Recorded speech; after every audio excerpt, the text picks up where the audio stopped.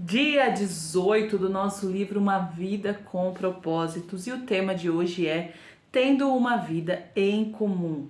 Os dois versículos que iniciam esse capítulo são o seguinte: Cada um de vocês faz parte do corpo de Cristo e vocês foram escolhidos para viver juntos em paz. Colossenses 3,15. Como é bom e agradável que o povo de Deus viva unido como se fossem irmãos. Salmos 133. A primeira frase do capítulo é: a vida foi feita para ser compartilhada. Que tema complexo esse do dia de hoje, não é mesmo?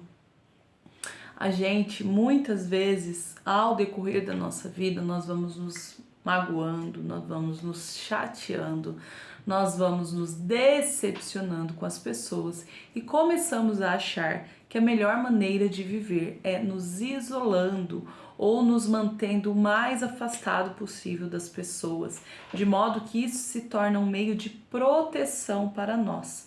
Então, dentro da nossa imaginação, começamos a pensar que, se vivemos sozinhos ou separados, nós não iremos mais nos chatear, nos magoar, nos decepcionar. E é neste ponto que Deus entra e ensina mais uma vez o cristão que o sentido da vida é que você compartilhe, é que você viva em comunidade com os outros irmãos. Porque a comunhão é que dá sentido à vida.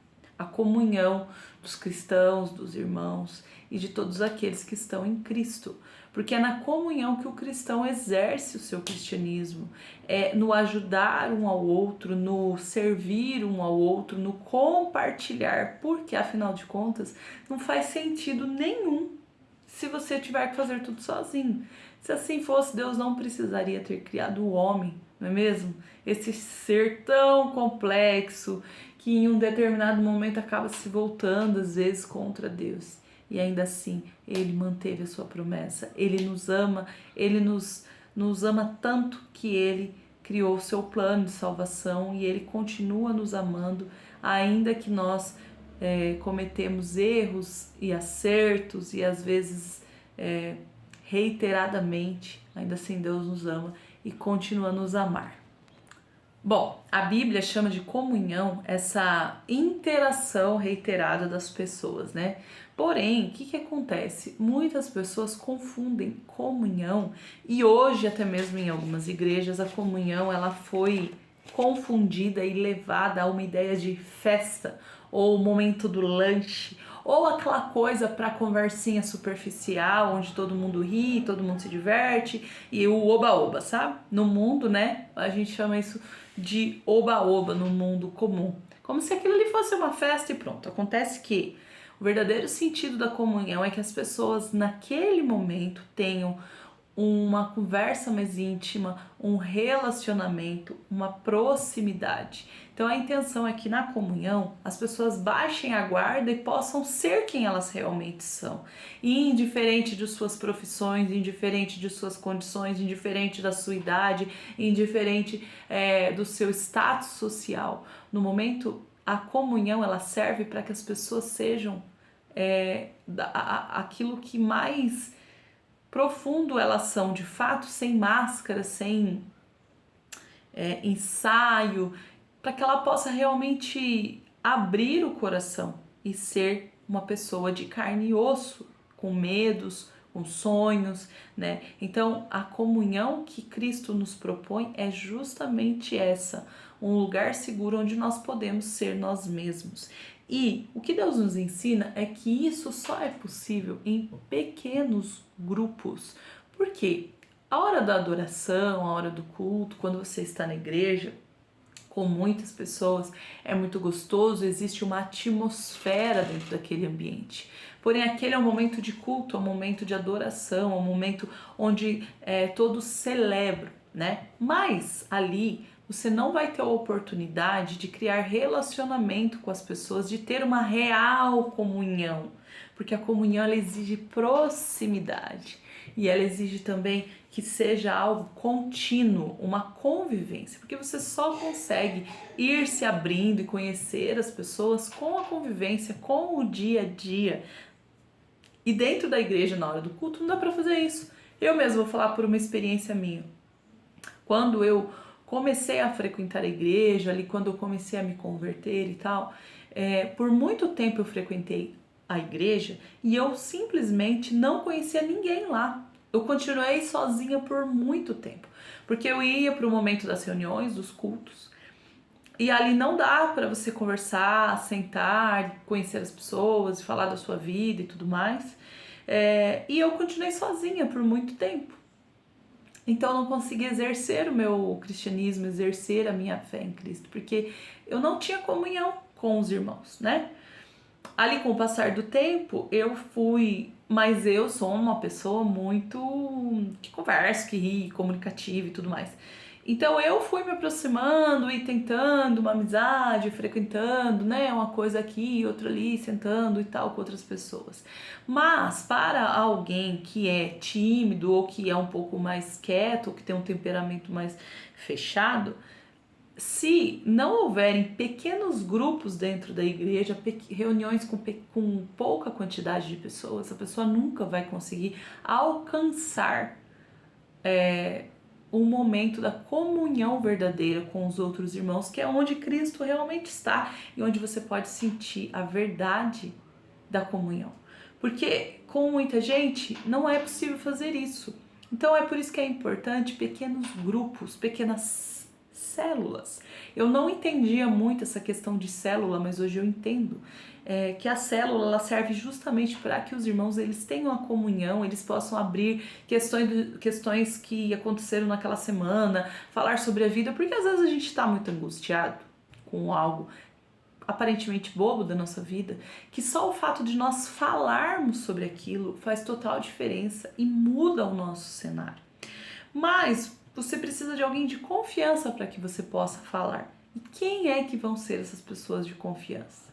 E é exatamente isso que o cristão, né, o cristianismo ele traz para nós. Ele nos ensina a nos reunirmos em pequenos grupos, que serão ali pessoas que você é mais próxima, que você tem mais confiança, onde você vai poder compartilhar suas alegrias, suas angústias de uma forma mais íntima, fortalecendo a sua fé e preparando você para ser acalento quando um outro irmão precisar. Jesus é tão maravilhoso que eu falo que Deus viu que o povo aqui na Terra não estava entendendo qual é que era das ordens do plano e tal, então ele mandou Jesus para ser um modelo, tipo assim, vou desenhar pra essa galera entender. E aí Jesus veio e viveu tudo aquilo que nós precisamos viver para você olhar e falar, é assim, assim, assim. Então o próprio Jesus, ele se reunia num pequeno grupo de 12. Porque o que passa disso fica muito complicado de se passar dessa quantidade, fica muito complicado de você ter um relacionamento próximo, porque acaba que se o grupo cresce demais, alguns que têm mais facilidade de comunicação, de liderança, vão sempre aparecer e outros que são mais quietinhos não vão experimentar a comunhão. Então, esses grupos pequenos, eles precisam acontecer para a saúde do cristão, para a saúde da igreja, para a saúde do fortalecimento da fé, assim como Jesus fez, né? E dentro daquele grupo ali de 12, Jesus conseguia conhecer cada um, o temperamento de cada um tinha espaço para ser quem era e servir com aquilo que tinha, porque ali dentro daquele pequeno grupo era possível isso acontecer, sendo que todos conseguiam ter lugar, todos conseguiam ter vez, né? Por isso é a importância dessa comunhão em pequenos grupos, e é o que este capítulo nos ensina. Aí ele fala, inclusive, que há uma conversão fingida, encenada, politiqueira, superficialmente educada e frívola dentro das igrejas com muitas pessoas. As pessoas vestem máscaras, mantêm a guarda e agem como se sua vida fosse bem-sucedida em todos os aspectos. Essa atitude decreta a morte da verdadeira comunhão. Então não estou dizendo aqui, o capítulo não diz que não é importante a igreja, óbvio que é. Entretanto, a comunhão genuína, ela precisa se dar no micro para que possa se estender para o macro. Ou seja, se você não faz parte de um pequeno grupo de cristãos, que ali é um ambiente seguro para você, que é a sua família, pequena família em Cristo, onde vocês exercitam, aprendem e colocam em prática toda a vida cristã, que é o perdão, que é o amor ao próximo, que é a comunhão, você não vai conseguir expandir isso para o macro, porque se eu não tenho no pouco, eu não vou ter no muito, né? A palavra de Deus nos fala: sede fiéis no pouco que eu no muito te colocarei. É impossível que você possa fazer no muito o que você não faz no pouco. Você é provado primeiro no pouco. Isso é uma lição, essa é uma lição importantíssima a ser aprendida nesse capítulo, tá? Aí ele fala ainda que na comunhão, nesses pequenos grupos, você vai ter a oportunidade de ser autêntico. Você faz lá uma reunião no meio da semana, quer dizer que esses irmãos mais próximos, esse seu pequeno grupo, ele vai te conhecer no meio da semana, descabelado, despenteado, no seu dia a dia, nos seus dias maus, nos seus dias bons, porque são pessoas que caminharão com você, entende? Então ele fala bem aqui assim, ó: naturalmente ser autêntico exige coragem e ao mesmo tempo humildade para ficar exposto, né? Significa enfrentar o medo de ser exposto, da rejeição e de ser novamente magoado.